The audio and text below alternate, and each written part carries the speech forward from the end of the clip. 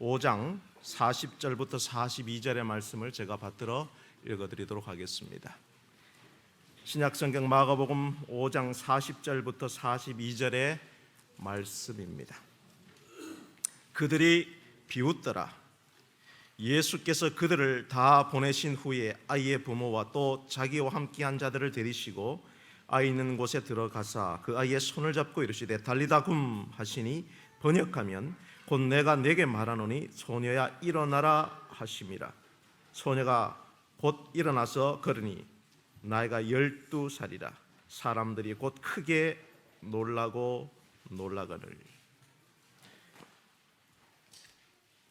사랑중앙교회 성도 여러분 안녕하십니까? 안녕하세요. 반갑습니다. 어제 저녁과 오늘 2시간 동안 하나님의 크신 은혜로 우리 성도님들을 만나 뵙게 되는 기쁨을 누리고 있습니다. 어제 저녁에는 은혜가 자라는 삶이라는 말씀을 통해서 우리의 삶 속에 하나님의 은혜로 주신 것들, 모든 것이 은혜였지만 그것이 내 것인 줄 착각했던 우리 삼손의 삶을 살펴보게 되었습니다. 오늘은 희망을 만드는 교회라는 주제를 가지고 함께 말씀의 은혜를 나누고자 합니다. 여러분, 베트남 전쟁 당시에 하노이 포로 수용소에서 짐 스톡데일이라고 하는 미국의 장군이 포로로 수감되었습니다.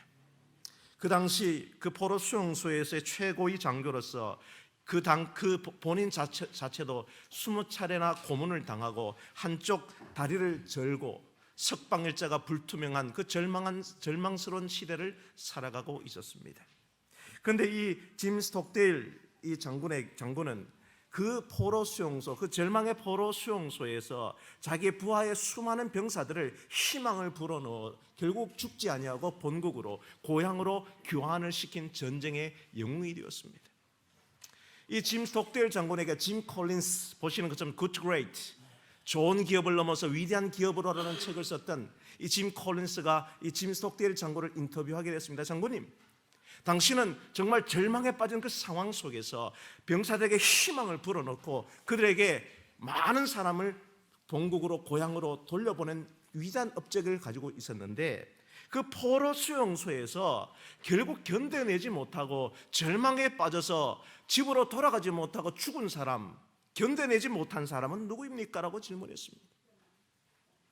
그런데 이 짐 스톡데일 장군의 답은 매우 놀랐어요. 네, 그 절망의 포로 수용소에서 희망을 갖지 못하고 결국 집으로 돌아가지 못하고 죽은 사람은 희망이 많았던 사람이라고 이야기했습니다. 낙관론자가 다 죽었다는 거예요. 돌아오는 부활절 때는 내가 석방을 명령을 받겠지? 돌아오는 추수감사절 때는 내가 집으로 돌아갈 거야. 아니 크리스마스 때는 꼭 갈 거야 라고 희망을 많이 가졌던 사람은 오히려 더 깊은 절망으로 빠져들었다는 것이죠. 그러면 어떤 사람이 살아남았습니까? 어떤 사람이 집으로 돌아갔나요? 결국에는 성공하리라는 믿음을 잃지 않는 동시에 눈앞에 닥친 현실 속의 가장 냉혹한 사실을 직시하는 사람, 희망과 믿음은 가지되 오늘의 현실을 객관적으로 직시하는 사람, 이 두 개의 역설, 이것을 이 스톡데일 패러독스라고 이야기하는 것입니다. 사랑하는 우리 산흥중앙교회 성도 여러분, 오늘 이 시간 우리의 모습을, 우리의 신앙을, 우리의 가정의 모습을, 이 교회를 한번 직시해 보기를 원합니다. 저는 이렇게 글을 써봤습니다. 오늘 우리가 살고 있는 시대는 절망의 시대입니다. 이 세상은 희망이 없죠. 그러나 더 답답한 것은 오늘 우리 교회에도 희망이 사라지고 있다는 것입니다. 우리가 몸담고 있는 이 교회는 어쩌면 죽은 듯 누워있는 12살짜리 소녀와도 비슷합니다. 오늘 우리의 모습은 12년이나 하열병을 앓은 여인처럼 탈진해 있는 모습입니다. 생동감보다는 정체감이, 내일에 대한 희망보다는 오늘의 답답함이, 뜨겁게 끌어안는 사랑보다는 냉랭함이 지배하는 오늘 이 교회는 12살 소녀의 죽음처럼 정적이며 12년째 하열병을 고치지 못하는 여인의 기진맥진한 얼굴입니다.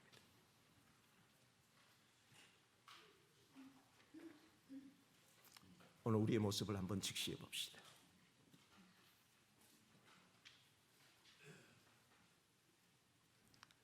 저는 간만에 젊은 사람들과 우리 아이들이 있는 곳에서 설교를 합니다.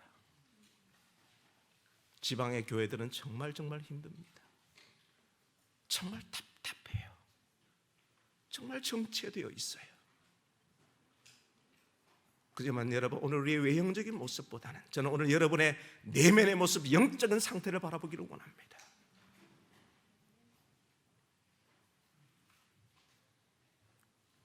사랑하는 여러분, 오늘 여러분의 개인의 삶 속에 어떤 문제가 있습니까?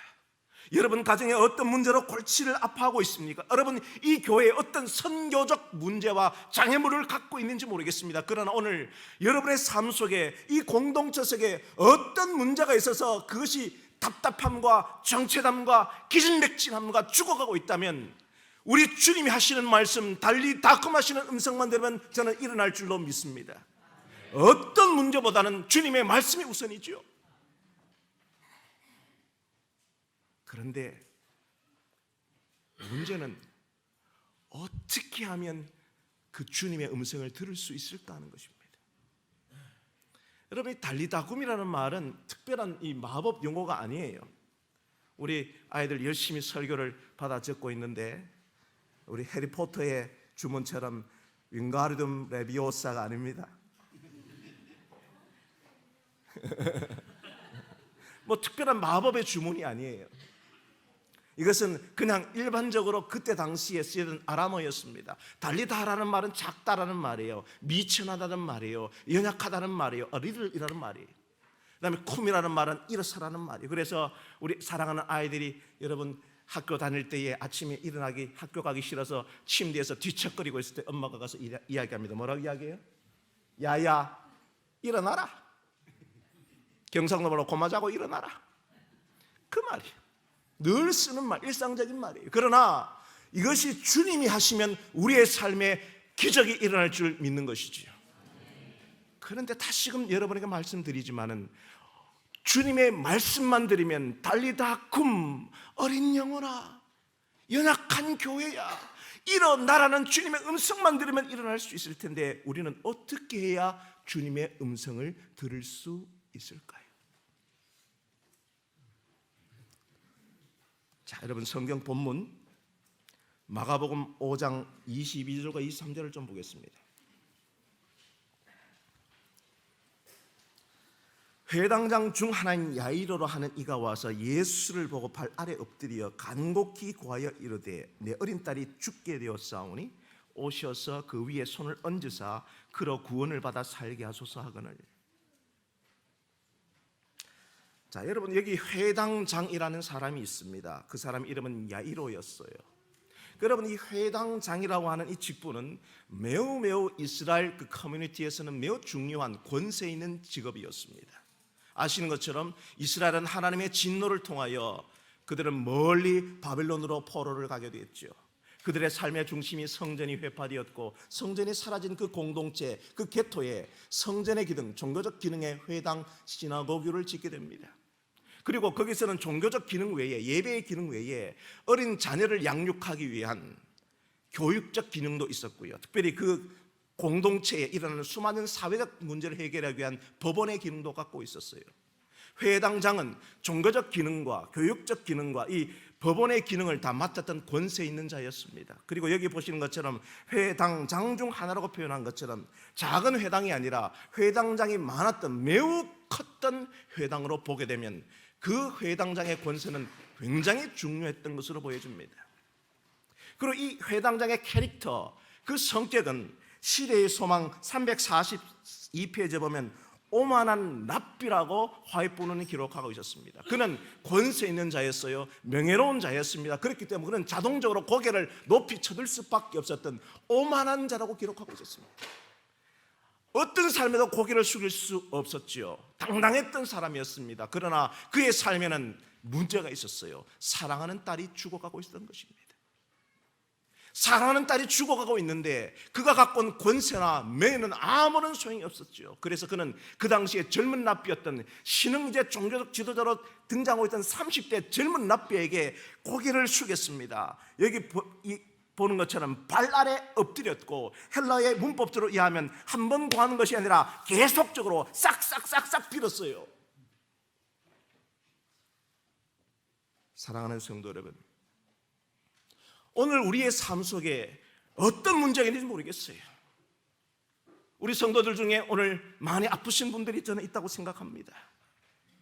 암에 걸린 분도 있고요, 불치병에 걸린 분도 있다고 저는 생각하고요, 또 제가 알지 못하는 경제적인 문제 때문에 너무 힘든 분도 있고요, 인간관계 문제 때문에 밤잠을 자지 못하고 설치는 분도 있을 것입니다. 그러나 오늘 이 시간 주님께서는 여러분의 삶에 나타나셔서 여러분의 삶을 향하여 내 사랑하는 아이야, 작은 아이야, 연약한 인생아, 일어나라고 하시면 그 음성을 듣고 일어날 수가 있는 거예요. 그런데 여러분, 그 주님의 음성을 듣기 위한 심리적 장애물이 있어요. 그것이 바로 뭐냐면 우리가 갖고 있는 체면의식입니다. 내가 이런 사람인데, 내가 그래도 이만큼 배운 사람인데, 내가 바로 어떤 사람인데 라고 고개를 빳빳이 쳐들면 낮은 대로 임하시는 성육신하신 예수 그리스도의 은혜를 체험할 수가 없어요. 교회 증언 8권 332페이지는 우리에게 이렇게 제안하고 있습니다. 우리는 하나님을 바라보아야 하고 그분을 바라보는 가운데 자아를 잊어버려야 한다.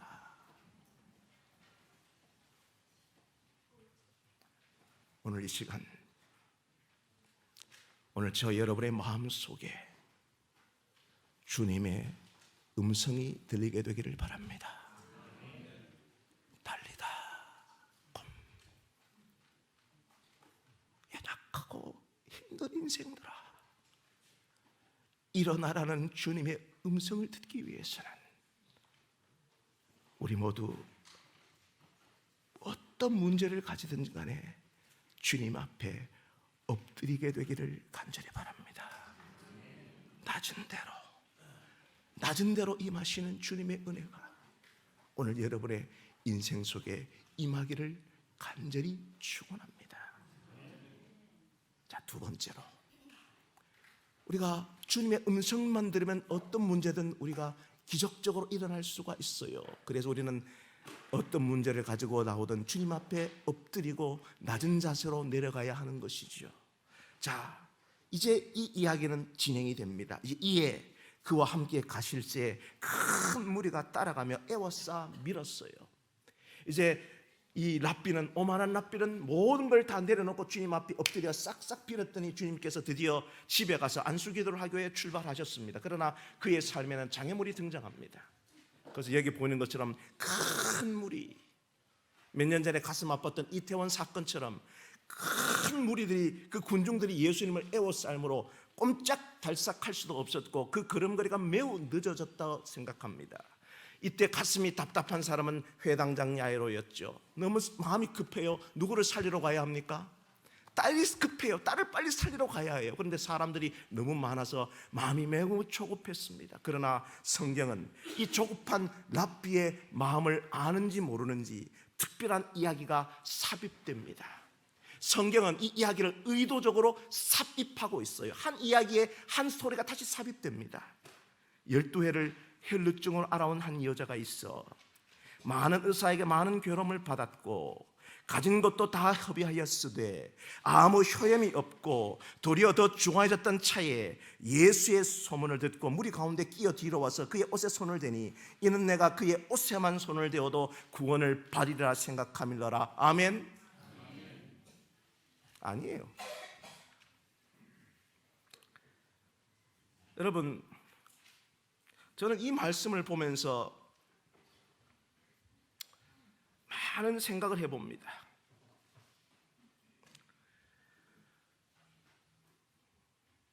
여러분, 우리 산흥중앙교회가 희망이 있는 교회입니까?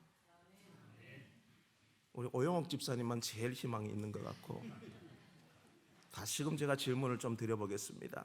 산흥중앙교회에는 희망이 있습니까? 그래야죠. 여러분, 이 여자는 혈루증이 있었지만 이 병을 고치기 위하여 희망이 있었어요. 많은 의사,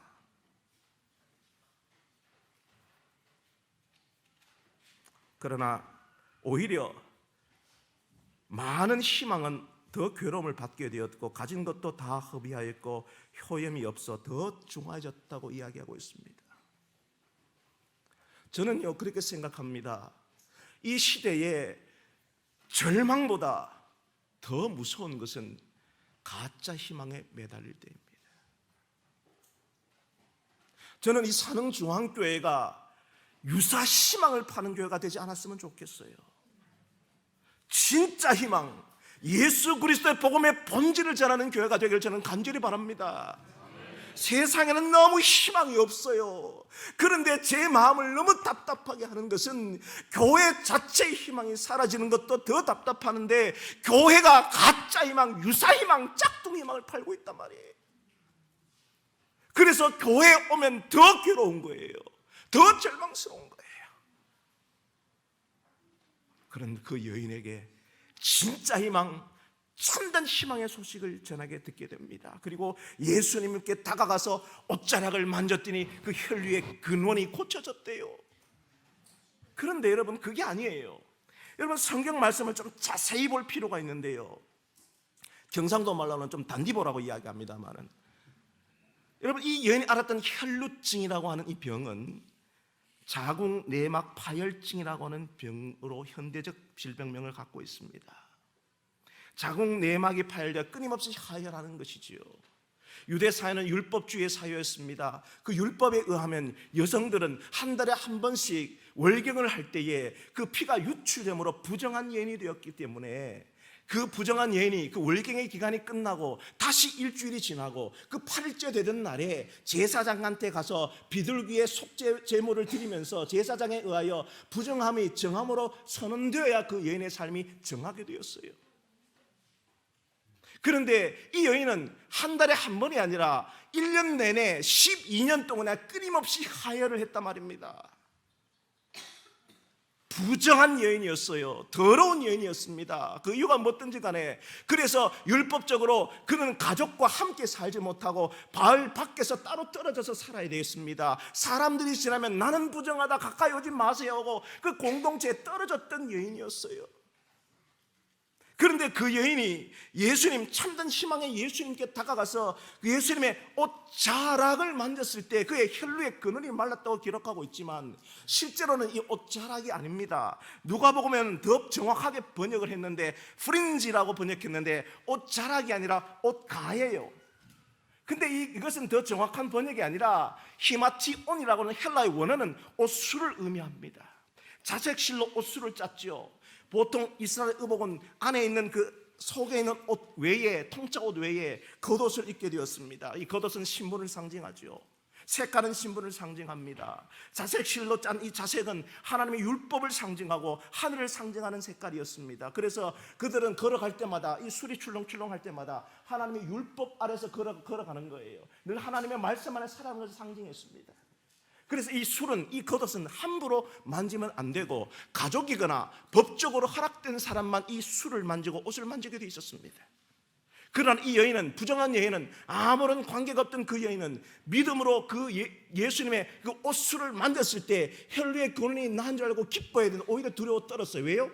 법적으로 자녀가 아니거나 허락된 사람이 아니고 이 옷을 만졌을 때는 율법적으로 매를 맞게 돼 있었습니다. 처벌을 받게 돼 있단 말이에요. 그래서 예수님이 누가 내 옷자락 만졌느냐 이야기했을 때 그 여인은 그 처벌을 받을까 봐 두려워했던 거죠.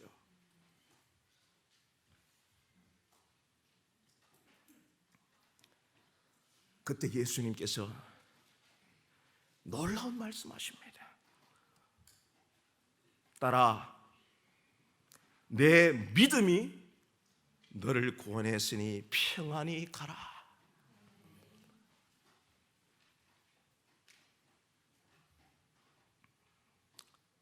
신약 성경에 단 한 번 사용된 용어입니다. 뒤가테아르, 따라. 여러분, 이 장면을 영감의 글은 매우 중요한 부분을 포착하고 있습니다.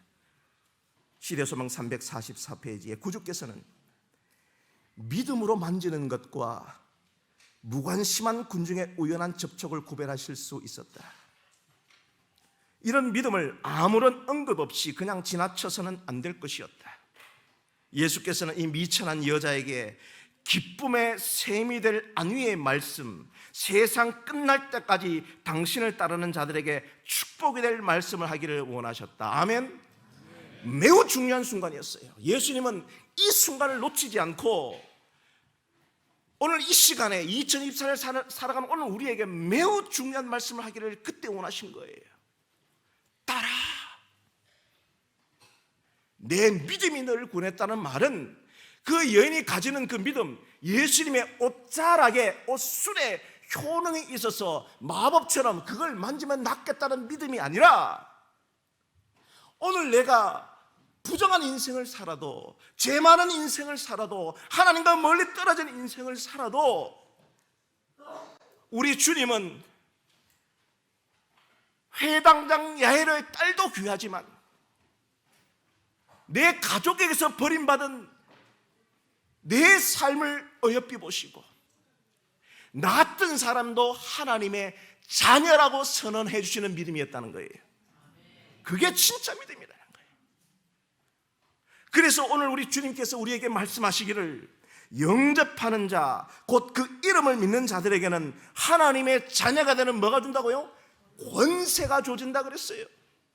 여러분, 성경에는 권세라는 단어가 두 개의 단어가 사용됩니다. 하나는 여러분 잘 아시는 것처럼 두나미스예요. 이것은 외적인 힘입니다. 우리의 삶 속에 일어나지 못하는 기적적인 힘이 발휘될 때가 있죠. 그것이 바로 두나미스라는 단어에서 다이나마이트가 나온 거예요. 폭발적인 것입니다. 그러나 여기에 사용된 단어는 두나미스가 아니라 엑수시아입니다. 이것은 내적인 힘이에요. 우리 안에서 작용하는 힘이에요.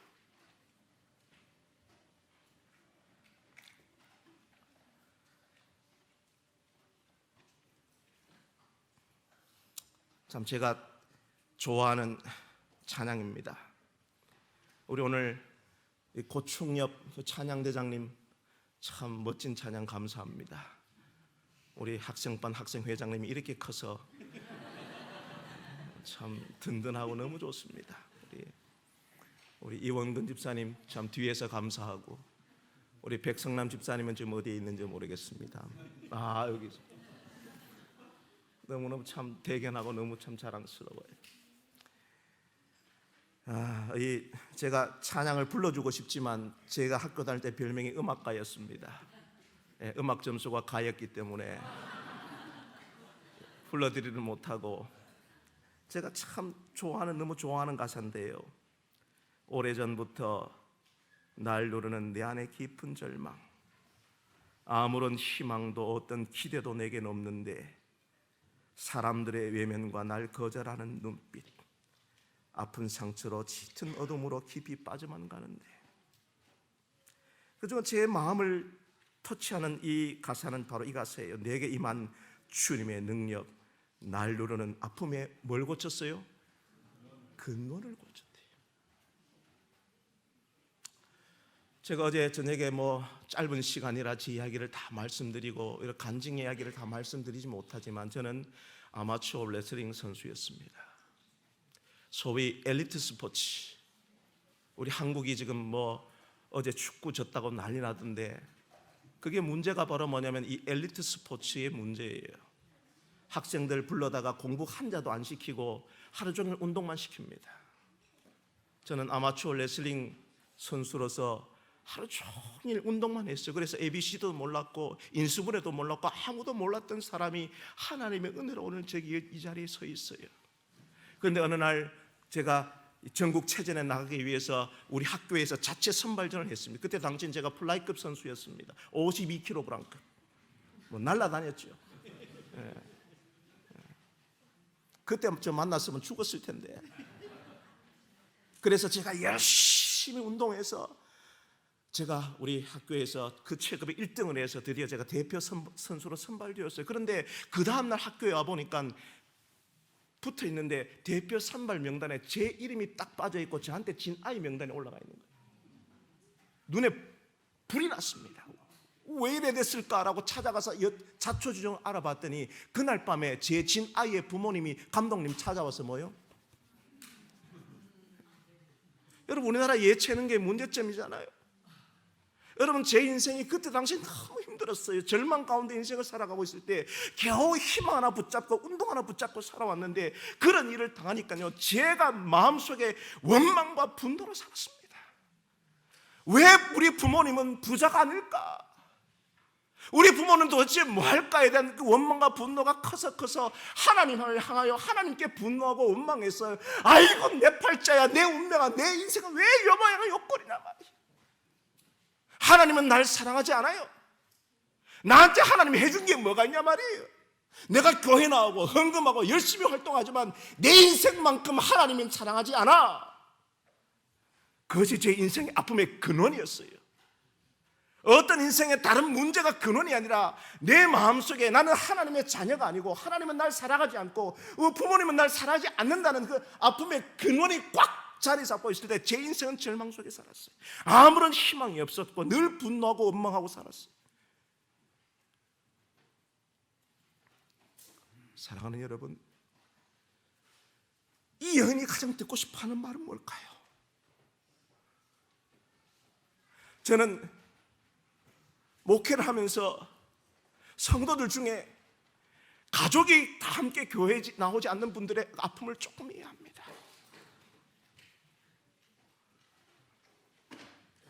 제가요, 열심히 교회 활동했는데요, 그때 당시에 성경학교 했는데요, 제가 열심히 했어요. 그때 성경학교 하면 제일 잘하면 우수상 줬거든요. 공적 10권.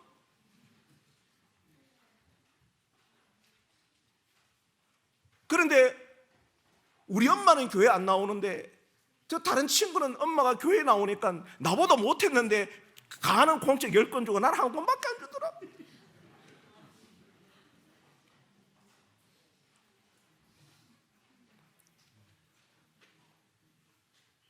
우리 인생에 가장 중요한 건 뭘까요? 가족 안에서의 인정이에요. 뭘 못해도 아무리 실패해도요, 집에 들어가서 우리 가족이 나를 사랑한다는 말을 듣고 그것을 느낄 때 우리 삶에 희망이 솟지 않나요? 이 여인은 12년 동안 하열병 앓으면서 그 여인이 아픈 것도 문제지만 그 아픔의 근원이 뭐냐면 가족으로부터 버림받았다는 거예요. 가족이 날 사랑하지 않아요. 더 나아가서 하나님이 날 사랑하지 않는다는 그 아픔의 근원이 꽉 차 있을 때 그의 인생은 아무런 해결 방법이 없었던 것이죠. 그 여인에게 주님이 하고 싶었던, 그 여인이 그토록 듣고 싶었던 말씀, 회당장 야이로의 딸이 아니라 그 부정했던 그 여인을 향해 주님은 말씀하십니다. 뒤가 태아를, 내 딸아, 내 아들아.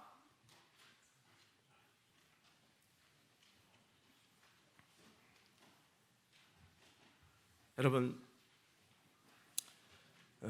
미국에 이거 신호범 박사님이라는 분이 계세요. 이분이 이제 전설적인 분인데 6.25 때 이제 그 입양을 미국으로 이제 전쟁 고아라서 미국으로 가서 거기서 양부모 밑에서 공부해서 정치학 교수가 됐고 입지 전적에 미국 상원 의원과 상원 의장을 하신 분이에요. 신호범 박사님.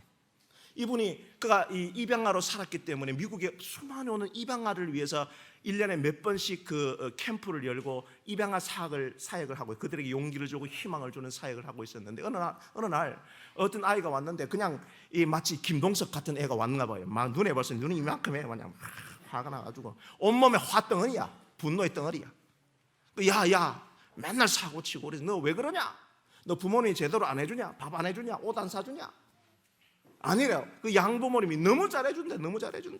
그런데 왜 너 모양 인생이 요망의 요꼴이냐? 미국까지 와서 그랬더니 이 아이가 하는 말이, 선생님, 박사님, 그 양부모님이 너무 잘해주는데 자기 친아들과 친딸은 뭐 잘못하면 때리는데 자기는 안 때리더래요. 아, 이게 문제구나. 그래서 그 신 박사님이 그 부모님을 만나서 이야기를 했대요. 이 애가 이렇게 빗나가는 이유가 이렇게 해서 문제가 있으니 잘 양육하라고. 그래서 몇 달 뒤에 다시 캠프가 열렸는데 그 아이가 쫙 뒤에서 뛰어와요. 박사님! 벌써 표정이 바뀌었어. 여러분 제 얼굴이 목사 같습니까? 깡패 같습니까? 좀 바뀌었나요? 뭐 별로 대답이 신통찮네요. 하여튼 좀 더. 그 아이가 표정이 바뀌었어요. 그래서 왔어요. 야, 너 잘 지내느냐? 생활 잘하냐? 야, 그렇대요. 왜 그래? 왜 그랬더니 박사님, 어제 저희 부모님이 나를 때렸대요.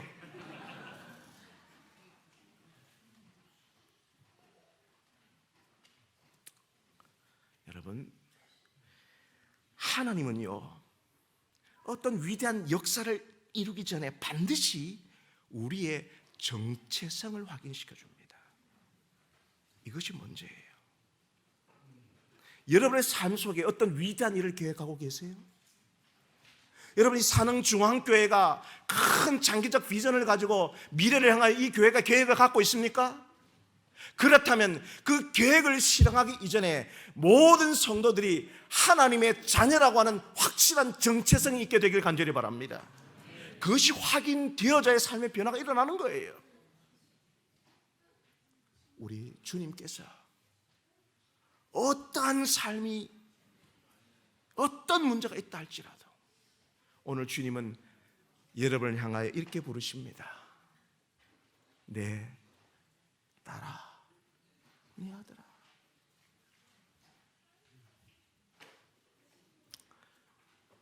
여러분, 제가 자녀가 셋이 있는데 가장 우리 아이들한테 기분이 좋을 때가 언제인 줄 아세요? 뭐 잘해갖고 좋은 성적을 맡아오는 것도 아니고요, 돈 많이 벌어오는 것도 아니에요. 우리 제가 딸 하나 아들 둘이 있는데 참 아버지 닮아서 공부를 지지도 못해요. 어느 날 제가 출장 갔다 왔더니 아들이 성적표라고 받아왔다 제 책상에 놓여 있는데 그 보니까 제가 기가 막혀요. 속이 열불이 나요. 이걸 무슨 성적표로 받아왔나. 그런데 지방에 가보니까 아빠가 와서 막 벌을 내니까 그것 기대도 안 하고 방에서 대자로 뻗어서 누워 자요. 세상 편하게 뭐 아무런 근심이 없어. 그래서 그 머리맡에 가서 야야야야, 참 너는 인생이 행복자로다.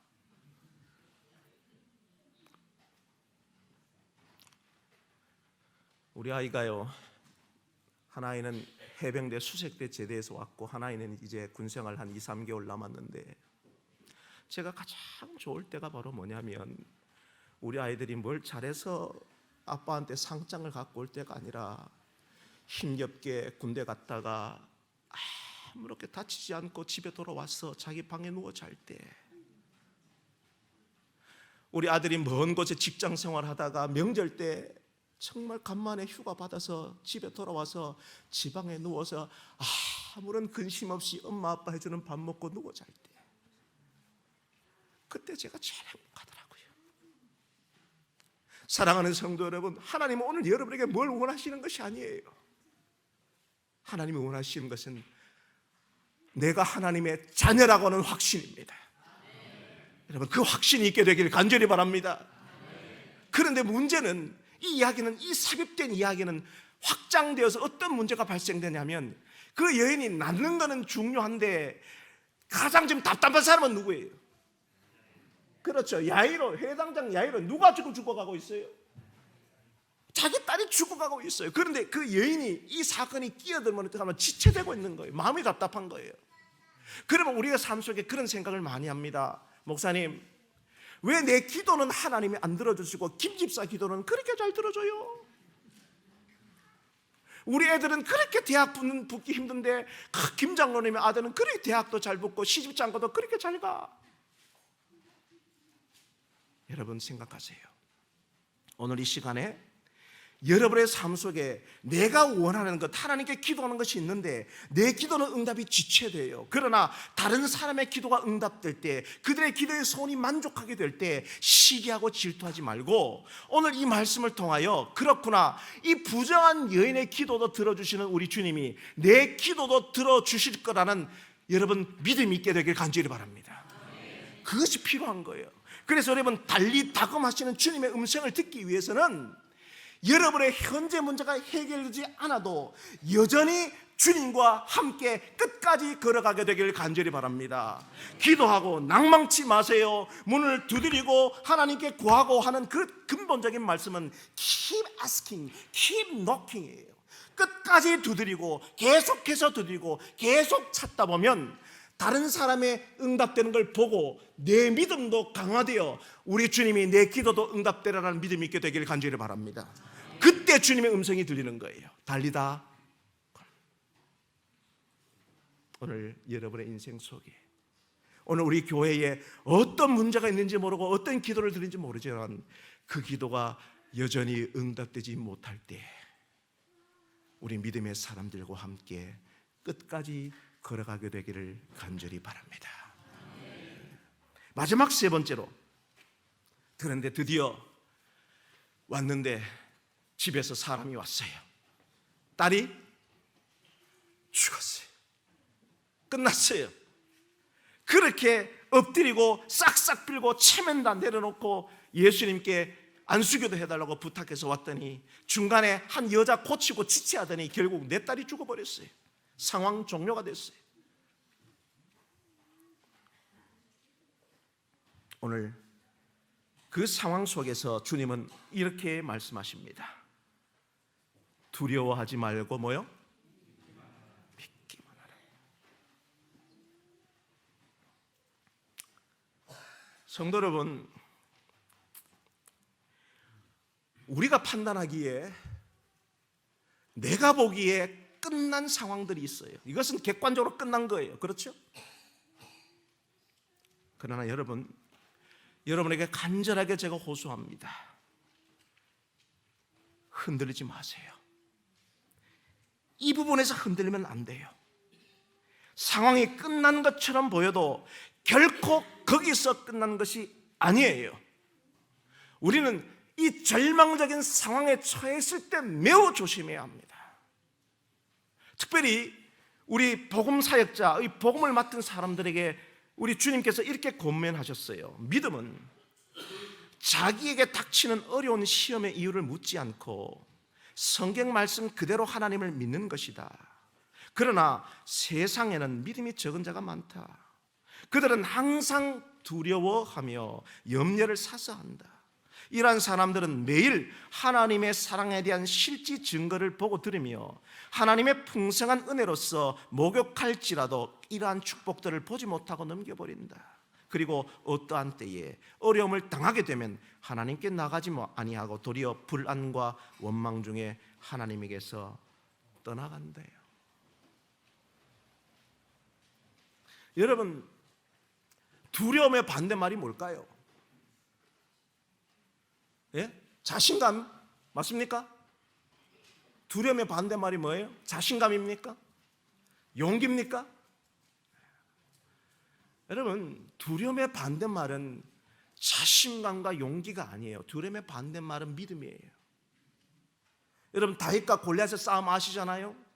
그 엘라 골짜기에 형들 도시락 주러 따라왔다가 벌벌벌 떨고 있는 모습 보고 다윗이 너무너무 화가 났어요.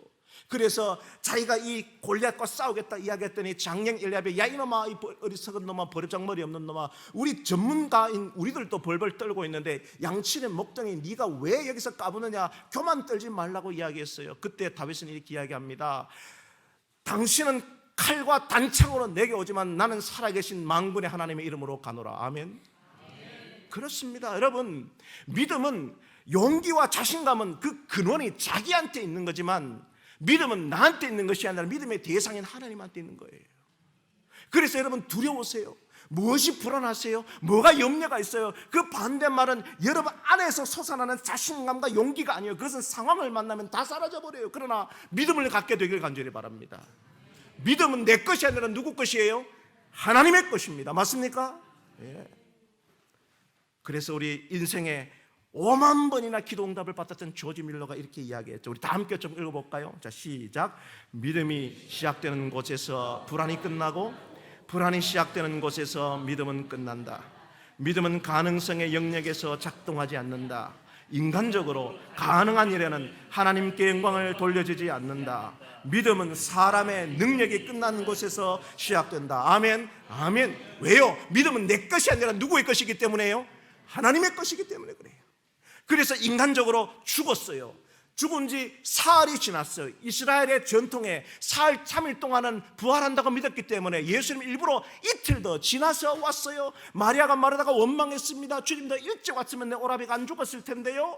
그랬더니 주님은 이미 인간의 믿음이 끝난 그 지점에 오셔서 말씀하십니다. 나는 부활이요 생명이니 나를 믿는 자는 죽어도 살겠고 무릇 살아서 나를 믿는 자는 영원히 죽지 아니하리니 이것을 내가 믿느냐? 이것을 믿으면 뭘 보겠다고요? 하나님의 영광을 보리라. 아멘. 아멘.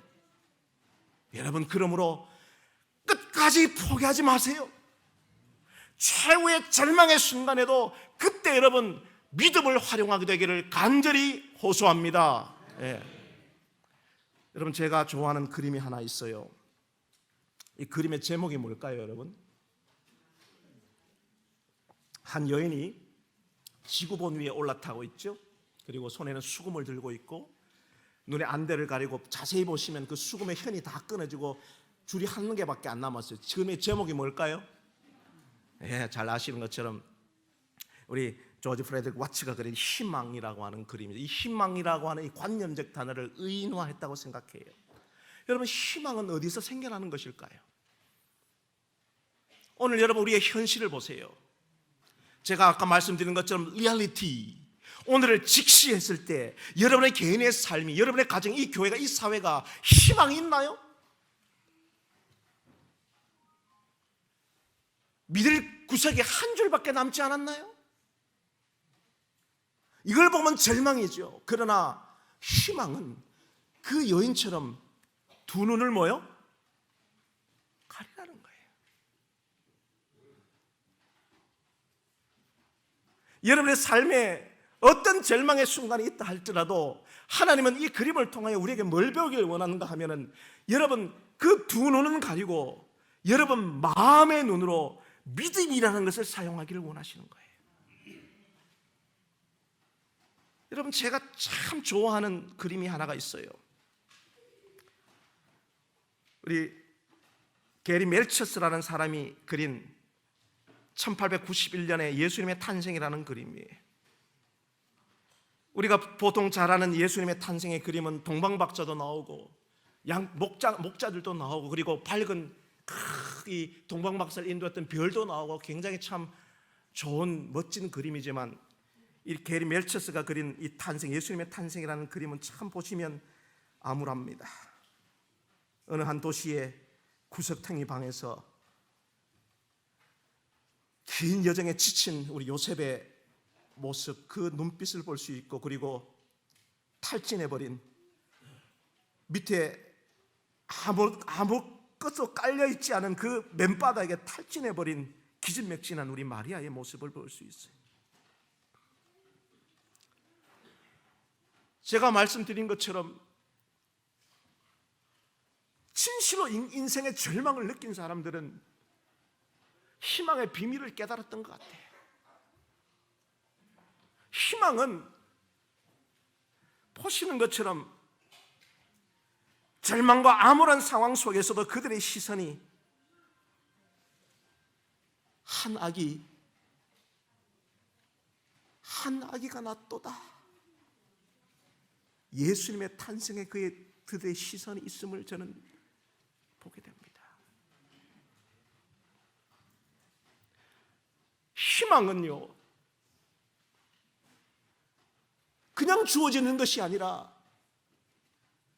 어떤 절망적인 상황에도 희망을 만드는 사람의 것이에요. 희망은 절대 방관자들의 몫이 아닙니다. 저 상황 속에서도 가난하고 연약한 사람들을 향하여 내가 뭔가를 할 수 있겠다는 마음이 들 때에 그때 저는 희망이 생겨난다고 저는 생각합니다. 저는 어제 산흥중앙교회에 와서 산흥중앙교회가 여기에 멈추지 아니하고 큰 장기 비전 프로젝트를 가지고 있다는 것을 저는 듣게 됐어요. 그리고 매 안식일마다 작은 꾸러미를 만들어서 연약하고 소외된 사람들에게 나눠준다는 소식도 들었어요. 장수대학한단도 소리 들어서 수많은 사역들을 할 때에 사랑하는 성도 여러분, 이 교회가 여전히 우리 교회가 희망이 없고 어렵다 할지라도 나보다 더 약한 사람, 더 소외당하는 사람, 그 이웃을 향하여 뭔가를 만들어가고 일할 때 저는 이 교회에 희망을 있다고 저는 생각합니다. 저는 참 좋아하는 시가 하나 있어요. 윤동주 씨의 눈 감고 간다라는 시입니다. 젊은 청년이 일제 암흑기 때 아무런 희망이 없었습니다. 미래가 없었어요. 꿈이 없었어요. 나라가 망했어요. 그래서 후쿠오카 형무소에서 자기도 알지 못하는 주사를 맞아가며 인체 실험을 당해가며 윤동주 시인은 죽어갑니다. 그때 그는 노래합니다. 태양을 사모하는 아이들아, 별을 사랑하는 아이들아, 밤이 어두웠는데 눈 감고 가거라. 가진 바 씨앗을 뿌리면서 가거라. 발뿌리에 돌이 채이거든 감았던 눈을 활짝 떠라. 오늘 여러분의 현실 속에 절망인 상황을 경험하는 성도들이 여기 있지 않나요? 객관적으로 끝났어요. 아무런 희망이 없을 때에 오늘 우리 주님은 여러분의 삶에 눈으로 그거 보지 말고 마음의 눈, 믿음을 가지라고 이야기합니다. 그러면서 포기하지 말고 가진 그 씨앗을 뿌리면서 희망을 만들기를 우리 주님은 강력히 원하시고 계시는 것이죠. 그러다가 우리 주님이 생각하신 그때에, 하나님의 때에 그 역사가 이루어지거든 여러분 두 눈을 활짝 떠서 하나님의 영광을 바라보게 되기를 간절히 바랍니다. 사랑하는 산흥중앙교회 성도 여러분, 오늘 이 시간 육체적인 아픔과 죽음보다 여러분의 삶에 영적으로 죽어가는 분이 저는 여기 있다고 생각합니다. 여러분은 지금 하나님과의 거리가 멀어진 성도들이 있지 않나요? 그간 신앙으로 침체된 분들이 있지 않나요? 코로나 때문에 여전히 교회에 나오지 못하고 지금 영상으로 참가하는 분도 있지 않나요? 어떤 상황이든 영적으로 죽어가고 있는 사람들을 향하여 오늘 주님은 말씀하십니다. 달리다 연약한 인생아, 미천한 인생아, 불쌍한 인생아, 이 연약한 교회야 일어나라고 하는 주님의 음성이 오늘 이 시간에 들려주게 될 간절히 바랍니다. 오늘 우리의 인생 속에 캄캄한 길 홀로 걸어가다가 지치고 고나여 내 영은 깊은 잠이 들었지만 오늘 우리 주님이 하시는 이 음성, 일어나라, 일어나라, 일어나라, 달리다고 하는 그 음성 듣고 여러분 그 명령에 순종하여 일어나게 되기를 간절히 바랍니다. 영적으로 살아나게 되기를 간절히 바랍니다. 더 이상 잠자지 말고 깨기를 간절히 바랍니다. 이 말씀에 순종하시다 보면 어둠은 물러가고 새날이 다가오네. 주님 오실 날 멀지 않았네. 마지막 주님 재림하실 때에 온 무덤을 향하여 주님이 다시 명령하실 것입니다. 인생들아 일어나라, 달리다고 하는 그 주님의 음성 듣고 그 재림의 순간에도 다 일어나게 되는 영광을 보게 되기를 간절히 바라면서 말씀을 마치겠습니다.